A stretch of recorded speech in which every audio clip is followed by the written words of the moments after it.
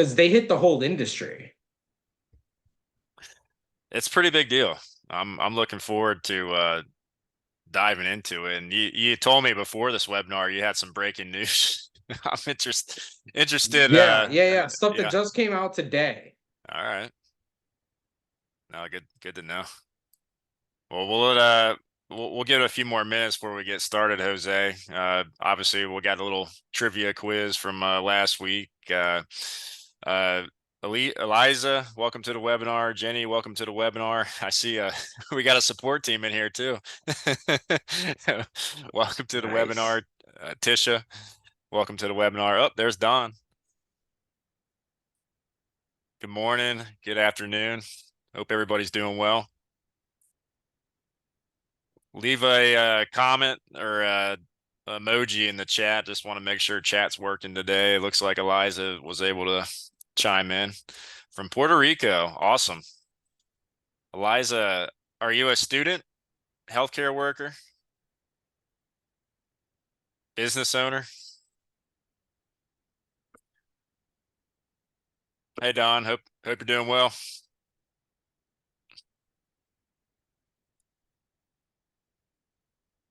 Give it one more minute, Jose. Yeah, no worries. Man, before we get started, I know this is a bit random, but I just got I just saw a headline for that Francis Scott Key Bridge collapse earlier this morning. Yeah, it That's happened last unbelievable. night. Unbelievable. Prayers I'm and curious to thoughts see who they're to gonna blame it on. yeah. I don't know a whole lot. I just saw sort of a headline, but I don't know. Uh, I'm assuming maybe the ship lost power, or I don't know. I gotta. I mean, the internal jerk in me is like, how did It's you hit a uh, bridge? I, You it's know, a like, good it's a good like how did question, but you?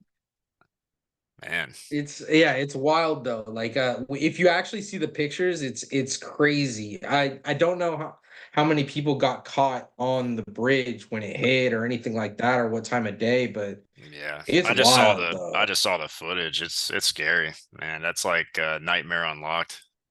But all Yeah. right, well we'll go ahead and get it running. Um, let me go ahead and share screen and let me know if you guys can see. Might take a second. And for those of you that just joined in, we do this every week. We just do a quick little trivia from last week's presentation. So if you weren't there on that, we sort of talked about the importance behind having policies, procedures in place at your practice, and sort of covered how EPI compliance can help you out in that regard by keeping these things online in one place and keeping them updated for you. But today's trivia question, and again, you guys can just respond with your answer in chat. Today's question is, which of the following are considered key components of effective policies and procedures in the healthcare setting? And those answers are A, clear and accessible documentation, B, regular training and education, C, simulated drills on emergency response protocols, and D, all the above. So you guys go ahead, throw in the answers in chat, and we'll give it about 30 seconds.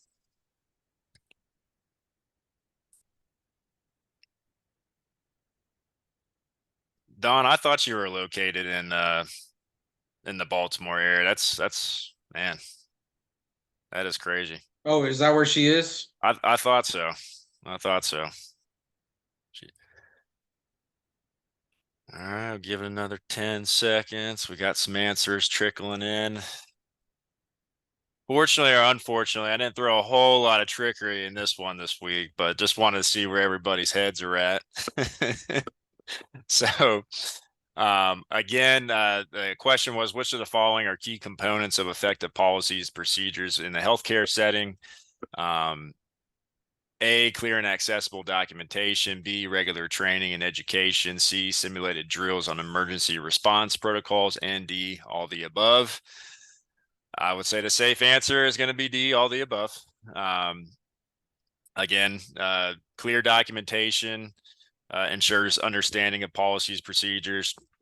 Obviously, regular training keeps the staff informed, and having regular simulated drills to prepare them for emergencies.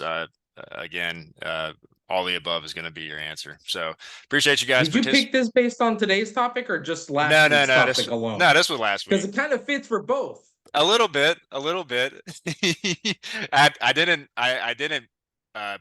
formulate it together for today's presentation, but now I see it. But let's go ahead and we'll go ahead and share screen and let me know if you guys let me know if you got it, Jose. So while you're doing that, I'll give the quick TLDR background. So for the Yeah, last absolutely. month and change, Change Healthcare, which is owned by United Health Group, was hacked by an organization that is colloquially named Black Hat and Alpha E or something like that.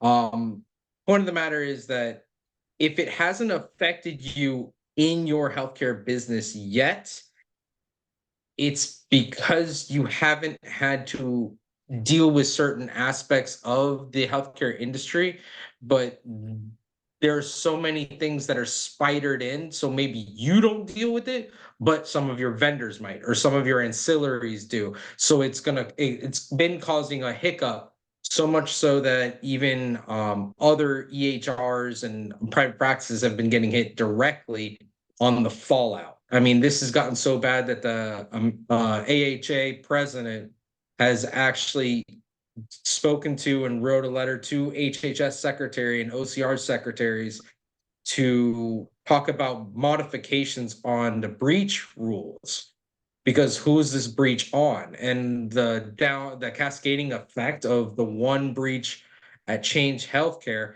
Yeah, yeah. Yeah, Agreed. I It's say bad. hiccup because I mean, we'll go into it, Don. But yeah, so I mean, it's wild how vulnerable the healthcare system is proving to be because of the way that the IT infrastructure has been built on certain companies. So you only have to hit certain key points, and the cascading effects just absolutely wreck the way things are done. So yeah, but we'll dive into it. I mean, right now, if you have a breach, you still have to follow the breach rules, but we're hoping to get some alleviation from that, because if it's a cascading effect from this ransomware, then you as an organization may not have to report it because it's already being reported from the originating ransomware incident. So it just it's forever evolving, but it's leading to some pretty interesting challenges. So Ray's Uh, whole, all right, uh, what do we do about A, B, C, and D? right. We're on some of those for certain aspects of healthcare, like prior authorizations are, if you're dealing with United Healthcare, if you're dealing with Change directly, if you're dealing with Optum RX, which is owned by United, if you're dealing with anything that's on the United network, so it could be a smaller regional insurance plan, or it could be your own employer plan, but it's on the United Healthcare network, you're SOL. So there's a lot of just cascading effects to this that everybody's got to pay attention to. And since OptumRx is a huge pharmacy beneficiary, and it's just messing with everything. So much so that even our EHR at my mental health practice, we got notifications 2 weeks ago that Tell the audience, Jose, which could, are you using Practice Fusion, correct? yeah, we're using Practice Fusion, which is owned by Veradigm, Right. which is the same Right. company that owns Allscripts. So when you really start diving deep into how the healthcare industry is set up, you're quickly finding that if you're not owned by an insurance company, you're only 3 tiers, maybe 2 tiers away. Like, this isn't 6 degrees of Kevin Bacon anymore, like 30 years ago. You're very quickly, with the investment and evolution of IT and the IT infrastructure for billing and for transmitting healthcare information, you're spidered into everything. You're spidered into everybody. So there's no way you can avoid completely all of these scenarios, or any of these scenarios. So you're going to get fallout from this one way or the other. That's the point. So how do we deal with that? So the Hey, good Jose, thing is that if Jose, you're before if we you're move forward, probably is any watching us, you go ahead. I was gonna say, anybody in here that is currently being affected by this, please feel free to comment in chat. And just curious overall to see how many organizations out there or how many in our audience have been affected by this. Yeah, I mean, it's absolutely wild. I mean, it's gotten so much so that today United Healthcare put out a presser saying that they're telling all of the other major insurances to do what they're doing, which is essentially loaning money to the end provider and the end pharmacies and the end hospitals while they fix this mess. And then you set up a 30-day repayment plan once everything is back up and running, just to make sure that the infrastructure for healthcare in the US stays running. Ah, man. Understand how wild that is. That a for-profit insurance carrier has actually decided, yeah, and changes your clearinghouse. So you can't bill anything if your clearinghouse is down. No. And a lot of times, Boy, if you have an EHR, you don't get to choose your clearinghouse. There are like five, yeah, there are like five clearinghouses, which it depending on who you are, I think that's nowadays clearinghouses are the biggest racket ever in healthcare, which is something wild to say because there's so many unnecessary rackets. Yeah, eClinicals doesn't let you choose. Yeah, so a lot of the United is asking for all the other insurances to go ahead and basically loan based on what you've been billing to the insurance carriers, so that way the offices can stay in operation. Now, Dawn, your office should be able to push some things through. I know that today in that big United Health release, they said that they were going to be releasing something like 14 or 15 billion dollars worth of claims. So it's, I mean, the it's just absolutely wild. Like the clearinghouses used to be a major tool in the way that a provider communicated with an insurance company, because if you're not involved with the billing system aspect of it, you capture information from the patient. And many moons ago, when you used to have to mail in 15 CMS 1500 forms, or you used to have to fax in CMS 1500 forms, they would go and make sure that the information is transferred in such a way that the insurers can read it and expedite the process of paying the individual providers. Now, nowadays, and for the last 20 years, with the advent of EHRs and everything being digital, the clearinghouse doesn't really need to exist, because there's no way you can tell me that an EHR can do all of the things that it can do, but for some reason it cannot speak to an insurer's receiving platform and transfer the information or data the way that the insurers want or need. It doesn't make any sense. So now they're just a spidered in tax. If you don't know how clearinghouses work and you're billing an insurance company, if you have a biller or an EHR, I promise you, you're being charged for the use of a clearinghouse. It can be a 0.5%, it can be a couple cents per claim. They come in a lot of different ways depending on the deal. But that is to say, Change Healthcare is a major, as you're seeing in the chat, a major player in the billing aspect. is there any So equal have they that. announced anything yet in terms of when they could potentially come back online, or is it still just So you're just they're getting going to be. They reminders said and that they were going to be processing a massive bulk of claims mhm, over the next couple of days. But that doesn't mean that you're going to get paid out on that right true. away. One, you don't know if it's actually going to go through the normal process, because what do you do? Yeah, every day it's in a few days, Don. Absolutely. Every They're going to day keep it's saying in a in a few few days days, you're until, right. oh, we fixed that a couple of days ago. That's the way the insurances Man. work, because they're genuinely hoping that they can figure it out, but they're that lost. And this really should be something to where it should open everybody's eyes up on the aspect of how spidered one company, which I bet you before today or before this incident, maybe 15% of the healthcare industry even knew who Change Healthcare was. Now everybody knows Maybe. I that. mean, now everybody's going to know Change Healthcare, and Yeah. now everybody should be looking at every single vendor that has access to their information, and even their vendor's vendor, because this is a vendor's vendor for a lot of people, unless you're using something like eClinical where they are your clearinghouse. So it's just how do you deal with this kind of thing? So there's a way to go around it. And I don't know if a lot of the insurances are handling it now, but I know that when during hurricane season was really bad here in Florida and in Puerto Rico, the insurers allowed for people to go back to paper processing.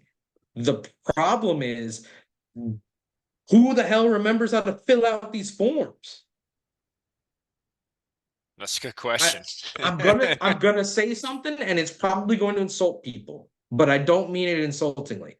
But if you remember how to fill out a CMS 1500 form and submit it to the insurance carriers, I promise you that everybody working at the insurance carrier right now does not know how to receive it.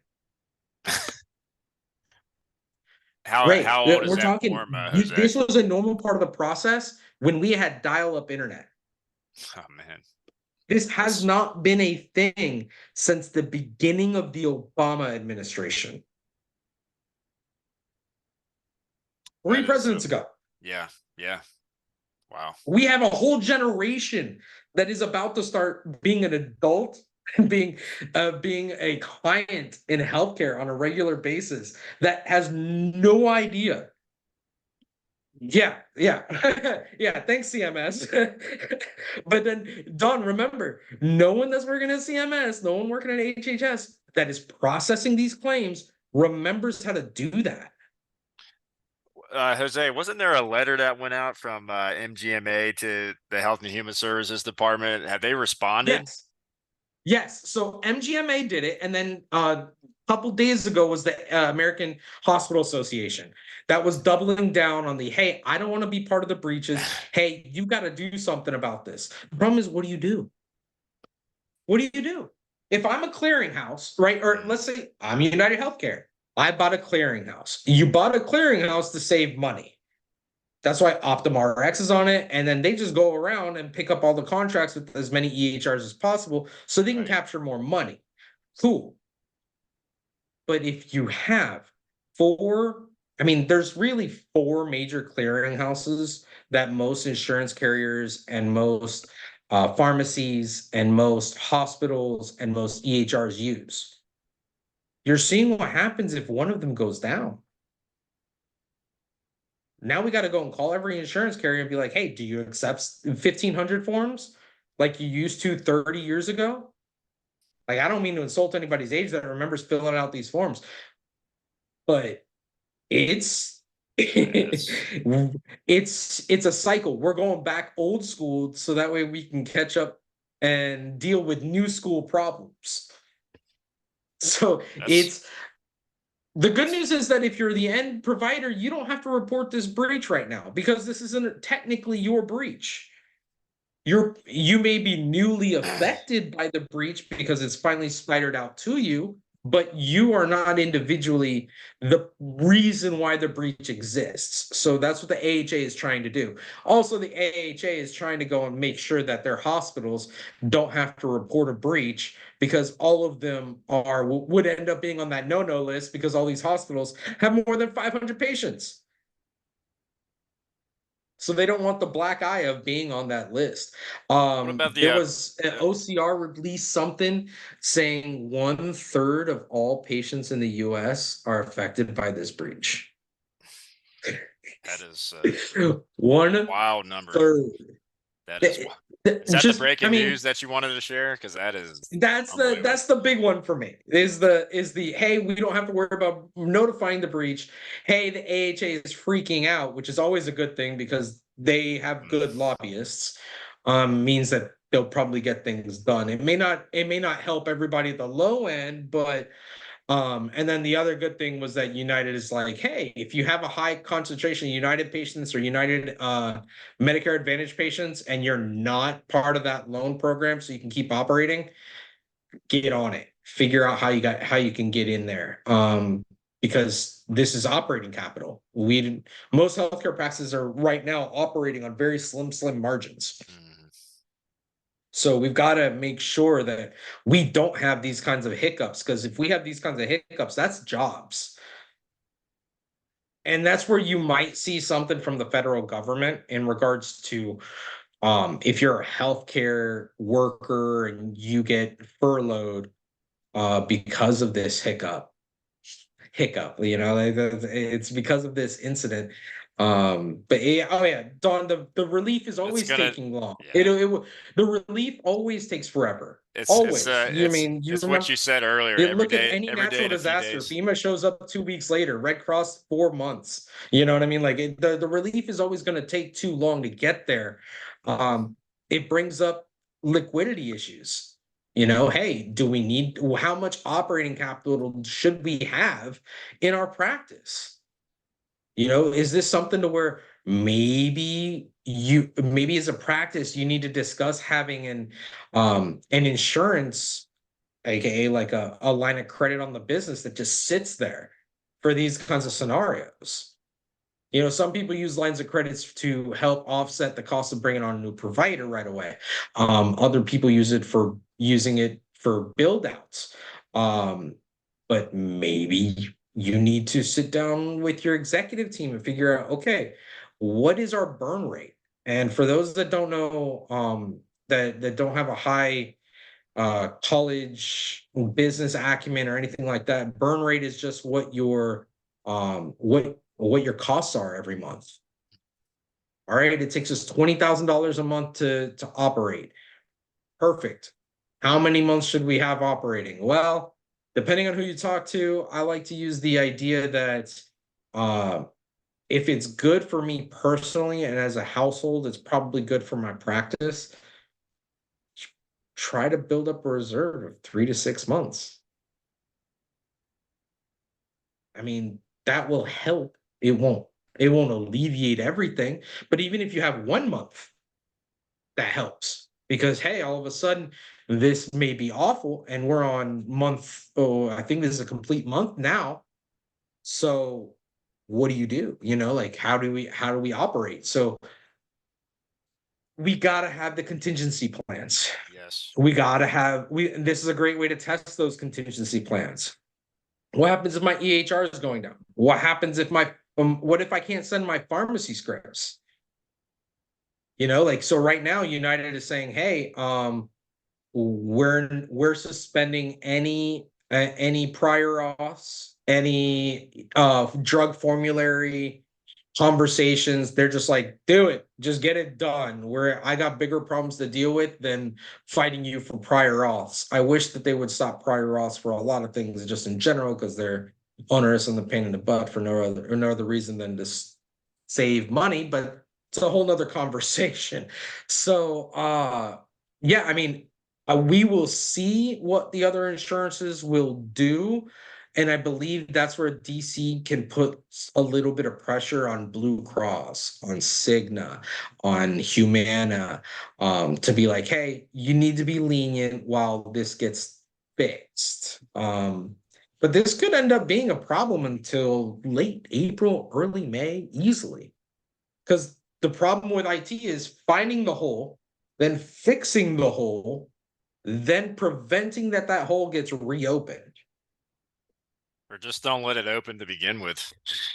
And And have the proper they didn't know that there the was a hole there until somebody well, poked you at it. like you said, Like, like I said, the contingency plan. That's the it's very important to have the in place, especially as an contingency plan is IT. huge. Who, I'm Oh, and don't curious. worry. It doesn't state in the article, but who was United using as far as IT is concerned? Did they? I mean, you would, So that's what I was going to say. Don't worry. This is going to cause some major blowback because it has to. yeah. It's going to Oh cause yeah. blowback on Change Healthcare. It's going to cause blowback all the way up to the United level, because they're going to ask them the very basic questions of, hey, how did this happen? Why did this happen? And were you doing everything you possibly could to prevent something like this from happening? And because of all the spotlight that's on this thing, there's going to be some Oh congressional yeah, hearings. That I promise you. And absolutely. because of the bipartisan nature of the effect, I'm going to be grabbing some popcorn and maybe we live stream reactions of this, Ray, because this one's gonna be a good one. I'm gonna love Get your seeing popcorn what ready, the guys. what the executive, the chief IT officer of change is going to be sitting there roasting He's gonna in get, DC. yeah, he's gonna get, he or she gonna get You, is gonna get what do grilled. you say to that? Hey, what happened? Why did it happen? And the answer is going to be probably, I can tell you what the answers are going to be. We didn't know it was going to happen. Of We course. fixed as fast as we could, and we did everything that we could. Everything else is going to be per my Fifth Amendment Oh yeah, I until plead they the can fifth. find somebody to hang this on. Will this change anything long term? Maybe, maybe not. It probably will make things worse before it makes it better. Because if anybody's trying to fundraise for the federal government, this can cause more audits. The good news is that it won't be at the provider level, it'll be at the institutional level. So you'll probably see more insurances get audited. You'll see more clearinghouses get audited, more EHRs getting audited, More business which is associate, well, right? I mean, so this is definitely going to be a business associate issue, Yeah, but this is also a structural issue. yeah. So let's say that change is the one that has the breach and they have the fine. How much is United on the hook for? Because they own Change Healthcare. They're gonna assume it Is all, this something right? that the fine is going to bleed through, or is this just something that United is going to take off of the top, or are they going to loan it to themselves to pay it quicker? So are the investigators going to take into account that United has deeper pockets than Change Healthcare as an organization does? So, like, this is going to be very, very interesting to keep an eye on over the next, honestly, 4 years by the time everything is said and done. Um, just to see how businesses should be structured and even the whole practice within a practice, because we got to look at it like this. Yeah. Let's say I'm a surgeon and I have a clever accountant and I've decided to go the route of every single provider, oh yeah. Don't worry, the ACO numbers are going to be garbage. You're not getting a bonus for the ACO this year. This is going to ruin that whole mess. Let's go ahead and say that, hey, the practice within a practice model, where let's say that Acme Corp is my business and I'm a provider, but we're run by ABC Corp is the actual practice. So ABC Corp hires Acme and Acme hires me as the provider. So this is that practice within a practice piece that it was very common, especially in higher risk subsections of the industry just for malpractice purposes. But maybe that's not a good model anymore. Maybe it's even better model. There's so many questions that are going to be answered and so many questions that should be asked all the way down the road. So questions like, hey, do I even want to be dealing with insurances now? Maybe this is the headache that finally says, you know what? Screw it. We're not taking We any got to do something insurances. else. Yeah, yeah. Maybe we're just cash now. And we go and say, hey, patient, we're going to bill you. You pay me. I'll give you a receipt and you go fight the insurance for You your can money. fight the insurance. Yeah. If I have a PPO, they'll reimburse me. If I have an HMO, I'm probably screwed because I have an HMO, but then on top of that, I haven't, you know what I mean? So there's a lot of different ways that this can be the this can be mitigated down the road, but this should, if it hasn't already, this really should force you to sit down and figure out what's going on. And the fact that this happened right during tax season, I mean, Just It's a blessing and a curse. Yeah. Because you should be sitting down with your accountant and being like, okay, well, how much did we make last year? All right, we made more than last year. We made less than last year. Okay, well, this costs more, or this took longer. Was the juice worth the squeeze over here? Or should we add more product lines? So there's a lot of questions that if you're not asking, maybe you should be. So compliance is going to be interesting. I mean, what are the effects of not taking any insurances on your compliance plans? I imagine, honestly, a lot less because you have less financial incentive to participate. You don't have the carrot anymore if you're not getting paid by the insurance plans. If I'm in, let's say I'm a PT or a chiro or a massage therapist or even a mental health counselor, maybe what I do is don't call what I'm doing healthcare anymore, but maybe it's coaching. Maybe it's just massage. You know what I mean? So maybe it's personal training. So there's a lot of ways to just start. All right, let's back up. Let's pause because we're forced to be paused anyways on getting paid. So we might as well pause everything else and reassess what our situation looks like. I mean, the deeper you look into this thing, the more spidered it looks. I was trying to map it out for my wife. And about 10 minutes in, she was like, if I didn't know that we were talking about a specific event, she would have thought, she was like, you look like a conspiracy theorist. Okay. I mean, because it's just wild. It's reality. It is the It's reality of wild. this. It's such a large company and they have such roots. I mean, it affects everyone. It's just nuts. Well, Yeah. I well, mean, you so said it like, what earlier, do you one third of the population. That's astronomical. so if That's we huge, only take huge into number. account the last census, right? 250 million people in the US. 1/3 of that is 75 It's million brutal. people are affected in some way, shape, or form. And these are just the patients, not Yeah. the business entities. That's like I I would said, honestly say I'm interested to see 100% how of the it healthcare businesses are affected. It's just the magnitude by which they are affected is going to be the matter. Now, so right. for example, in our healthcare practice, in the mental health practice, we use Practice Fusion. We luckily, because we're not using Practice Fusion as the billing, we use a different vendor. They use a different clearinghouse. So our billing hasn't been affected. But some of our pharmacies have been affected. So our patients are having problems getting the scripts because of that end. So it's something to where it's like, okay, what do we do here? Now, there's a convenience factor that the healthcare IT industry has been selling for the last 10 years. And it's the idea that I'm the all-in-one. You come with me, I earn your business, I'm your EHR, I'm your biller, I'm your clearinghouse, I'm your credentialer, I'm your AR, I'm your everything from clinical all the way through to the end. If something happens to that person now, how do you operate? My office freaked out when we got the notification, and I was like, is the EHR down? No, EHR is not down. We could still access record. Oh, is our teleconferencing tool down? No, no, our teleconferencing tool is cool. So, and we have a backup to that one, anyways. Great. Okay. I was like, is our internet down? Nope, that's cool too. Okay.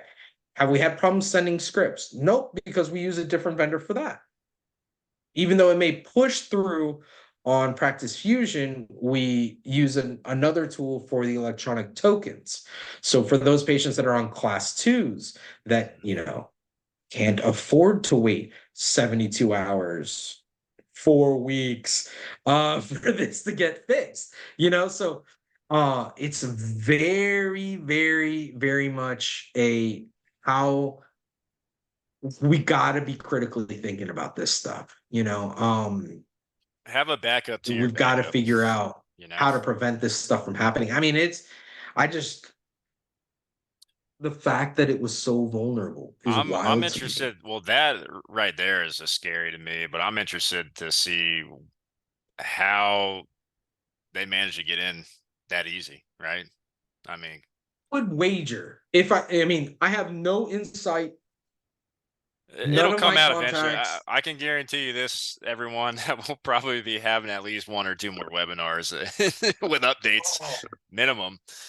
Um, Now, the way the this is going to play irony, out. and the if life has a sense of humor, which I believe it does,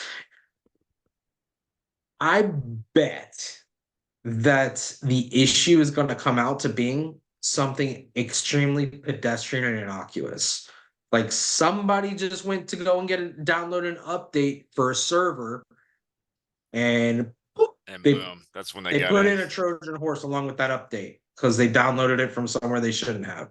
Or you know what I mean? Like something Something completely pedestrian that you're just like, common you sense should bloody know better. You know, like you change healthcare should know better since your entire job is virtual. is, yeah.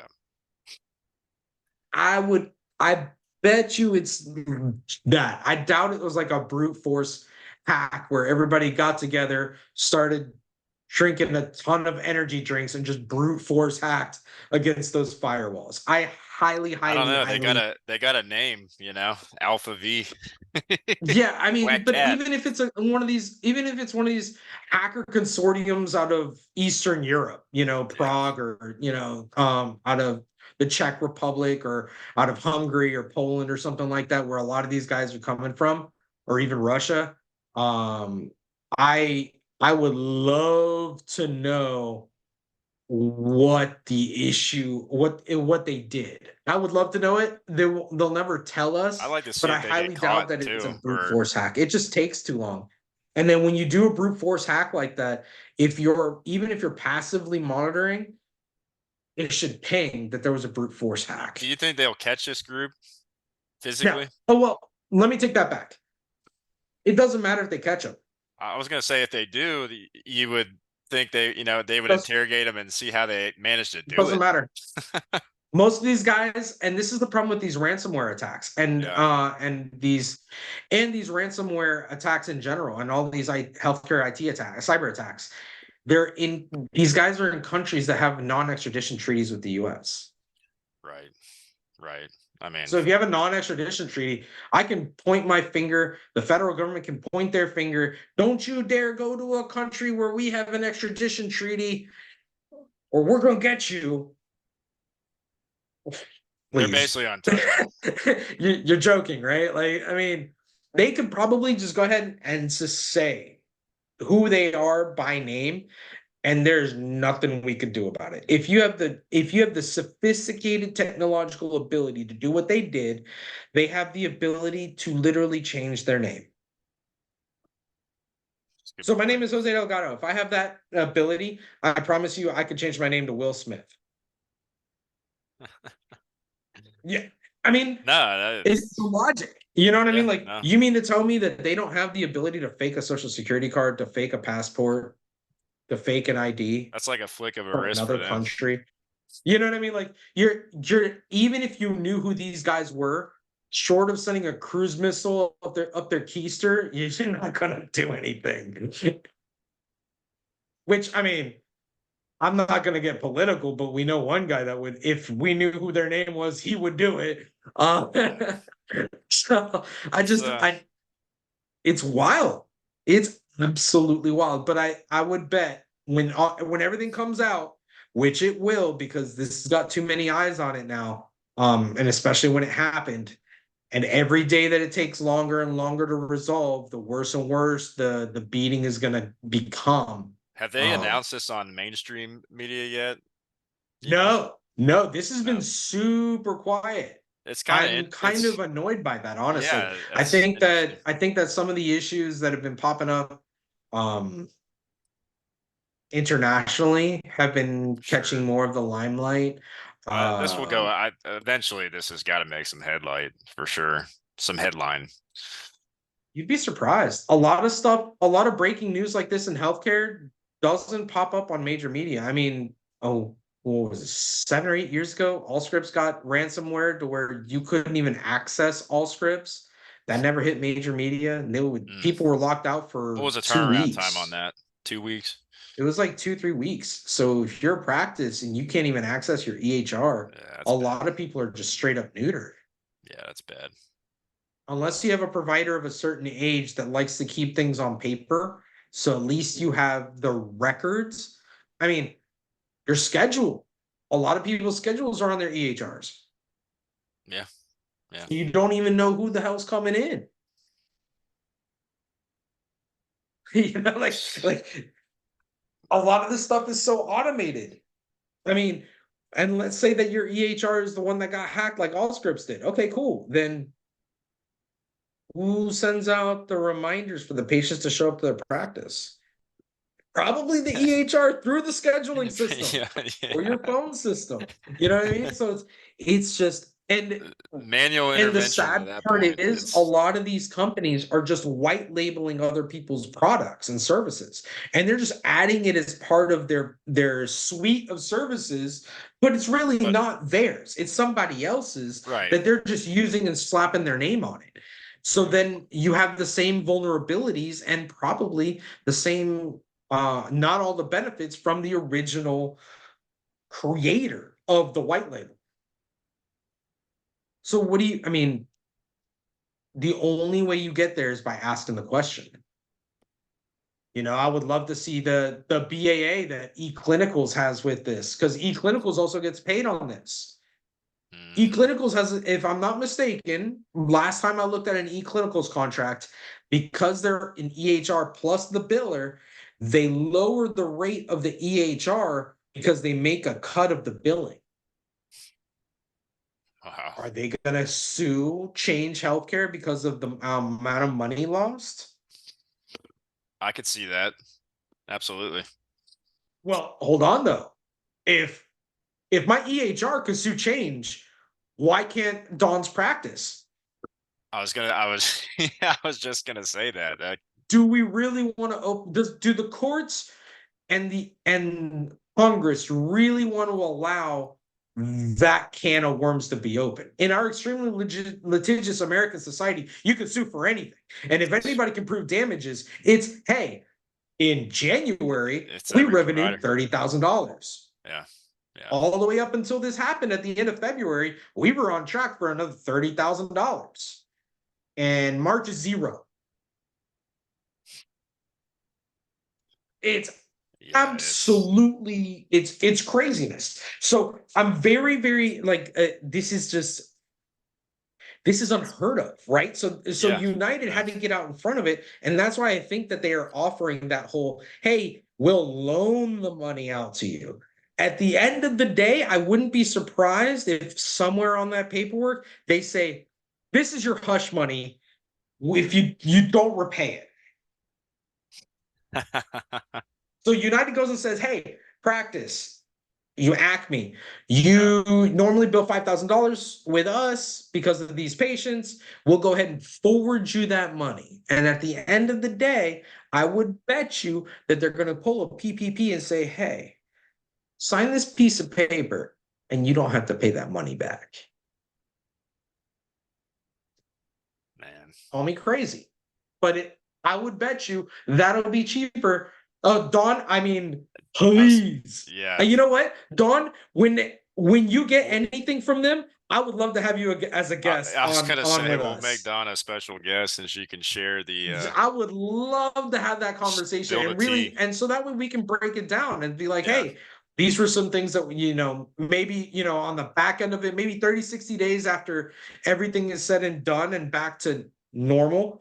Dawn, we can have you on and you can be like, hey, this is what I wish we would have done better. This is what they did. This is what they didn't do. This was the support that we got. Like, let's get all of the tea. Yeah.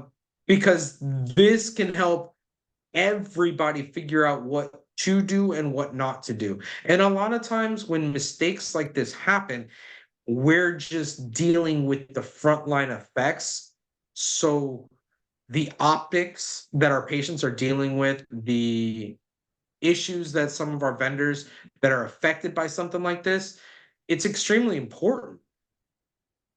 You're, yeah, but your ACO probably isn't offering the kind of assistance that you're looking for, Don, unless they're shelling out cash, which they are. They're the most magnanimous ACO I've ever heard of, and I would love to talk to them for a lot of our clients because this is just going to be the effect will be at least until next year in some way, shape, or form. If you're in an ACO, this screws up your quarters numbers. If you're trying to qualify for macro, this screws up your numbers. Mm-hmm. Even though this is this is March, so we're in the third month. But this could screw up your reporting period if you're trying to report with the month of March in there. Like it's repayment shared savings. Okay, yeah, yeah. So they're basically offering you a loan. So I'm very, very curious to see how this.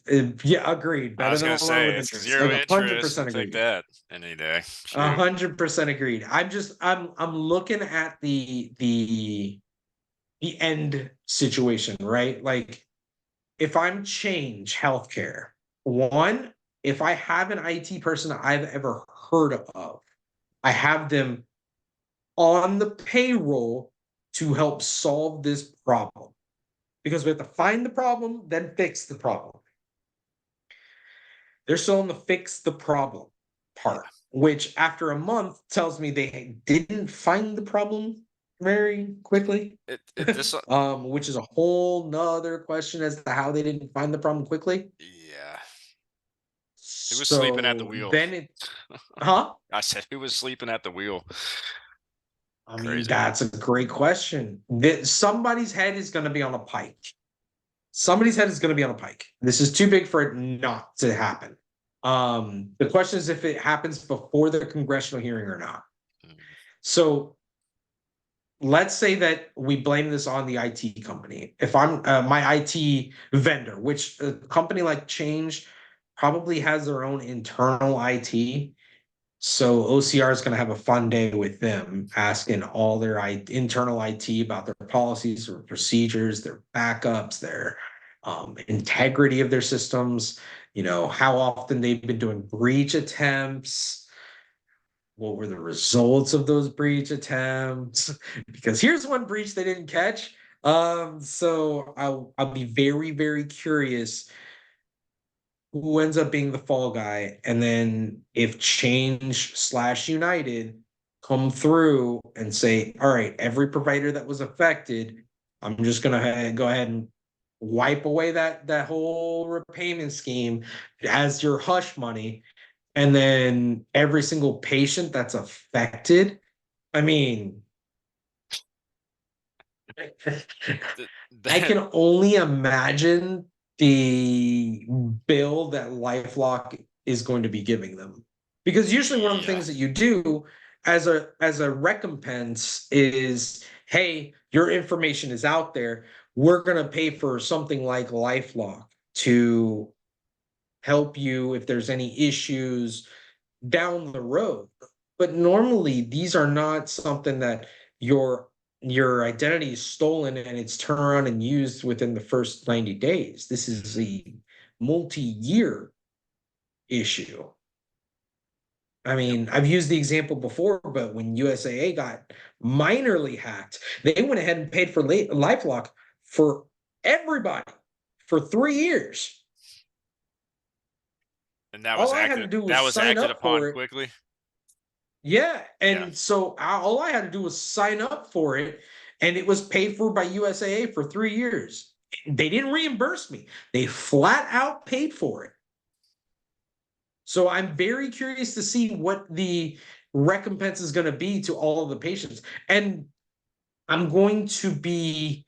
It's going to be slightly comical when as many people as they're projecting get a letter in the mail saying, "Hey, so your information is out in the wind.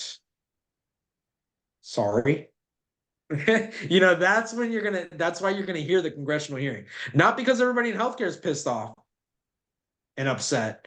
It's gonna be when 75 million people get a letter saying, hey, your healthcare information's out there. or could be out there. Man. What do you do?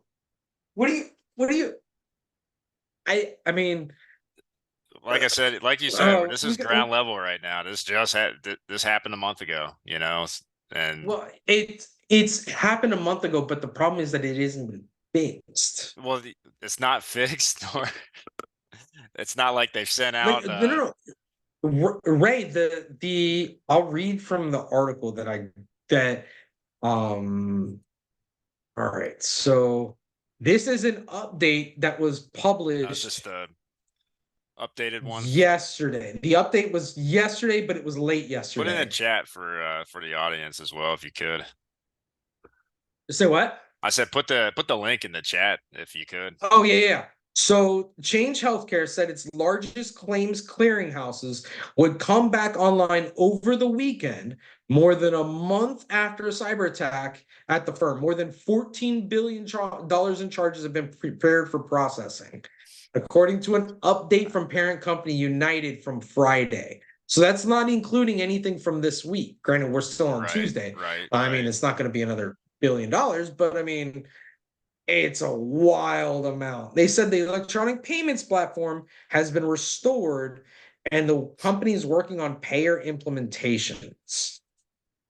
That's from the well, it's actually the same article. It just has updates attached to it. So the one that you already put in the chat, Ray, Yeah, yeah. that That's one, got the it's just been updates included. updated. Got it, got it, Yeah. got it. So the update before that from the 15th, they said that they made more progress restoring its pharmacy network about 3 weeks after the cyber attack. As of Wednesday, all major pharmacy Wednesday, that would be like the 12th, I want to say. All major pharmacy and payment systems are online. More than 99% of pre-outage claim volume is flowing. But that was for pharmacy and payments.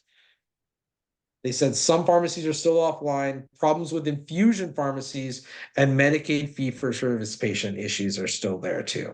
Dawn raised a So, good I point. mean, She said patients aren't going to trust the provider, or that could be a sort of a yeah, oh no, no, downside absolutely. So the effect. problem is always that the provider gets hosed. Yeah, they get the ones that, yeah, they're the ones that Provider get always looks hosed. like the Right, guy that doesn't know what's going on. It's always their fault. I right. mean, They don't it's understand the it's gotten absolutely wild. And I'll be clearinghouse. honest with you too. Yeah, so Yeah, Tisha, so let I'll put me it back in the I'll chat. I got read. it. I Okay, got put it. it back in the chat. Yeah. So I mean, I remember anytime a pharmacy has an issue, oh, the pharmacists gotten very, very good at blaming the providers for issues. Now that they can blame somebody else, I mean, they're having a friggin' field day. It's always our fault. So how do we deal with this, right? So I mean, there's an optics issue, there's a process issue, there's a billing issue, so we don't have any money. So the only money you could be probably dealing with is what you've been collecting through your credit card processor, as long as it hasn't been a credit card processor that's attached to change. I mean, your credit card processor. So on top of your EHR, your billing, and your credit card processor. And then probably your pharmacy, some of your pharmacies. So I mean, at this point, the only thing that can be done is, I hate to say it, but the convenience, the biggest thing for me is the convenience of having one vendor that does everything worth the headache if that one vendor goes down. And how and what systems are there out there that I can use as either a backup Right. or as a divestment tool? And you see this conversation happening all the time in other facets. You know, you hear the federal government talking about, hey, we want to reduce the amount of trade that we're doing with China, or we want to increase the amount of trade we're doing with Mexico, or you know what I mean? So these are normal. I hate to say it, but these are normal industry capitalism conversations of goods and services. It just sucks that the impetus of the conversation is one that is so rampant. and so negative in nature. So, I mean, how do we deal with it? Well, how do we deal with it? I mean, outside of having the strong policies and procedures, make sure that this does not Contingency happen to planning. us. I mean, but it's not just planning, but it's planning and testing. It's Yeah. do our staff know what to do here? Yeah. Do we know how to submit paper forms?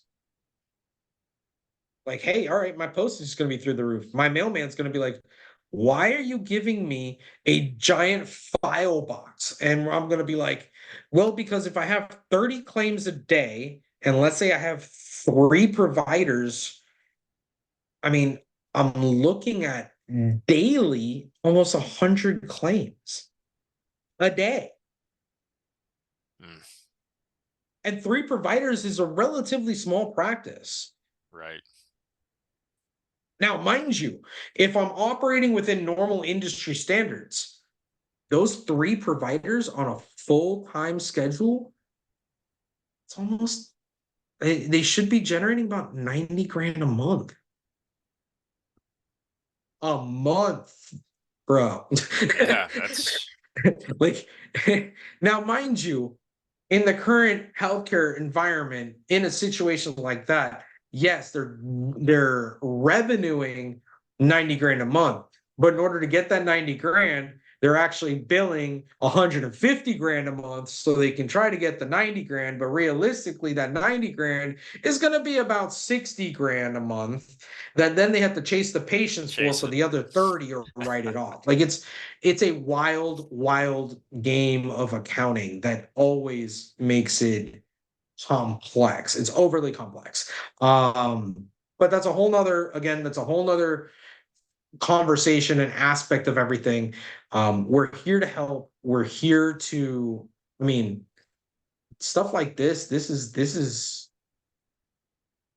gold for a consultant because Yeah. a lot of times it ends up being once it kind of settles, people call us and say, hey, we have to find a solution. This is where you find this is the impetus for not just changing how processes work, but finding where the fat is.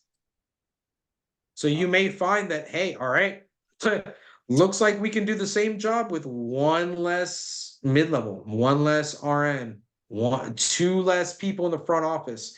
I mean, everything's got to get, nothing is sacred.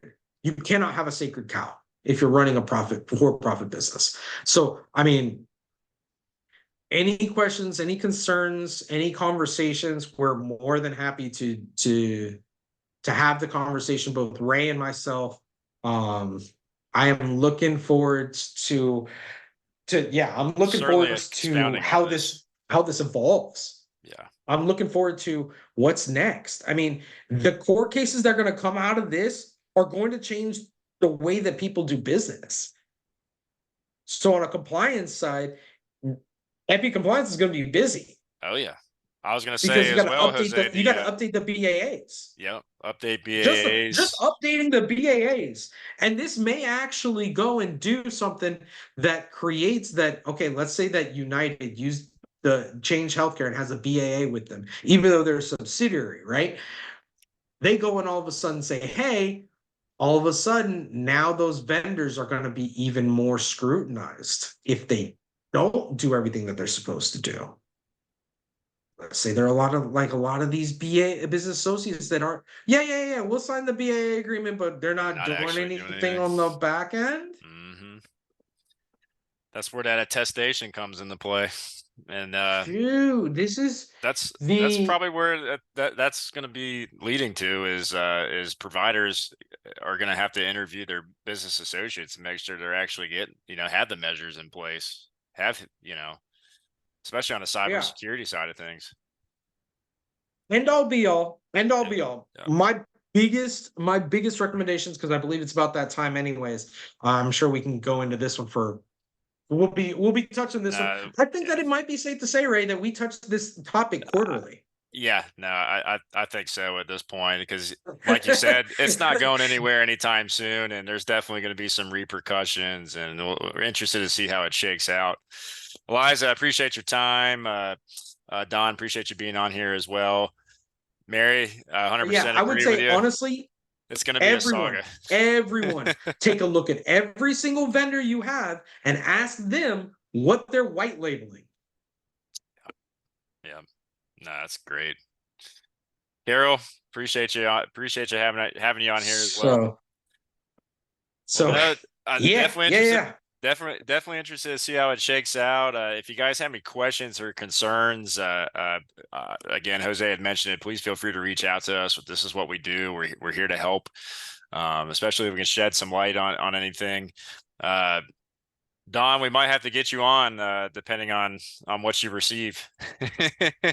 Keep us Oh, posted Don, there. I mean, I wonder if e-clinicals is going to if change. Yeah, I wonder if Change Healthcare is going to make e-clinicals and all their other vendors have like an NDA on these contracts on the with the hush money because their money has to change hands. This is too big for there not to be any money. Definitely. And if you're and by the way, hot stock tip. Unite United's going to get kicked in the teeth for the next couple months. So if you're on a buying kick, United may not be a bad way to go. They're going to get dropped by a lot of people. So I mean, this is going to be an interesting one. This is really I'm very curious to see how this goes. Very curious. I mean, this could end up changing the way macro works. This could end up changing the way the safer guides works. It's definitely there's going to be a lot of changes coming Oh down the my pipeline. god! 100%, 100%. I wonder. We got to get your dad to weigh in as well. I'm interested to get his opinion. Yeah, I'll talk to him. I'll talk to him. See if we can't get him on here Yeah. for the Yeah, next one. If like we I don't have said, Dawn we'll on do we'll do an update each quarter. I think that's fair. And March, so we'll get him June. on the next one. Yeah, it'll be June. We'll make sure that we get him on that one. But no, I Unless appreciate. something super spicy pops up from now to then. But We could do a mid-quarter. Uh, we'll call it a breaking news webinar. yeah, No, yeah. absolutely, absolutely. Well, Cool. no, So what's Jose. next week, Ray? Yeah, hey, so next week, actually, Dr. Haley and I have been in touch with Dr. Nichols, and I don't know if you recall the PIP stuff. Yep.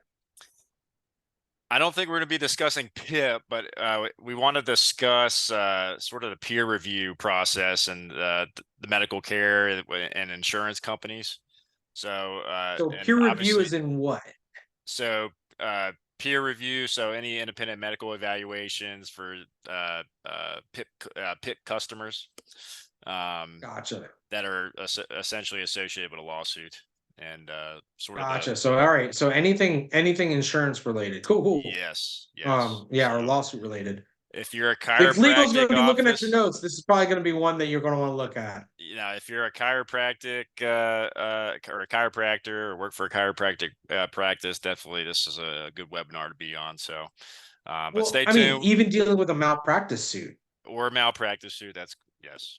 There's value. There's and value there anybody as that's well. in healthcare is susceptible to a malpractice suit. So cool. Absolutely. I'm looking forward to it then. Yep. Nah, appreciate you, Jose, as always. And again, thanks everyone for being a part of this webinar. Again, stay tuned. This is certainly a saga, and we'll be providing some more updates here in the near future. So, um, Definitely. as I mentioned, we'll see you on the next webinar. I did put a link to our YouTube channel. Please subscribe. We are looking to build that page, and any of these webinars that we conduct, we do record these and we do place on our channel as well. So if you might have missed one or two, you can certainly look back at it. Look back on them. And again, if you guys have any questions, please feel free to reach out, and we look forward to seeing you on the next one. Thanks, Jose. You guys, everyone, Thanks, take guys. care. Stay safe. Bye. Absolutely. Bye.